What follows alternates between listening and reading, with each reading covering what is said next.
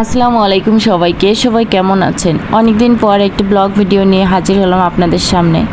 তো প্রকৃতির পরিবেশ কতই সুন্দর, তাই না? ভাবতেছি আর হাঁটতেছি, এই যে রেল লাইনের ধারে এইদিকে যে আসছি, প্রকৃতির এত সুন্দর বাতাস গায়ের মধ্যে দোল দিয়ে যাচ্ছে, খুবই ভালো লাগতেছে।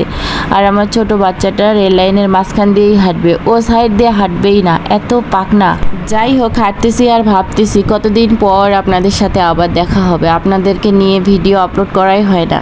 তারপর আপনারা সবাই কেমন আছেন কমেন্ট করে অবশ্যই জানাবেন। এই যে রেল লাইনটা দেখতে পাচ্ছেন, এটা হচ্ছে ছোট্ট একটা স্টেশন। এই তো স্টেশনটা ভুতুরে স্টেশনের মতো দেখতে লাগে।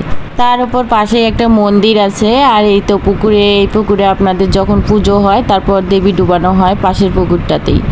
যাই হোক, এই রেল লাইনে ভালোই লাগে হাঁটতে, প্রকৃতির বাতাস, তারপরে একটা সুন্দর গ্রামের ফিল পাওয়া যায়। অবশ্যই এটা একটা থানা পর্যায়ে, তারপরেও গ্রাম গ্রাম ভাব।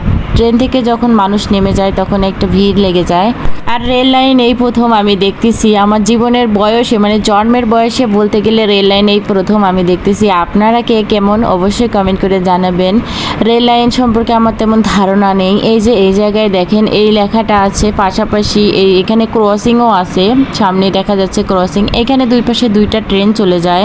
রেল লাইনের পাশ দিয়ে আবার একটা সুন্দর পাকা রাস্তা আছে চিকন, যে পাশ দিয়ে অটো সিএনজি এইসব যায়। এই যে এইখানে এই বাতিগুলো জ্বলে ওঠে যখন, তখন কিন্তু ট্রেন চলে আসে। আর এই যে গুণাগুলোর দেওয়া এই তার কাটাগুলো যে কেন দিছে, বা এই যে এগুলো গোল গোল করে রাখা, আমি বুঝতে পারি না। রেল লাইন সম্পর্কে নতুন ধারণা নিচ্ছি, অনেক সুন্দর লাগে, ভালো লাগে পরিবেশটা।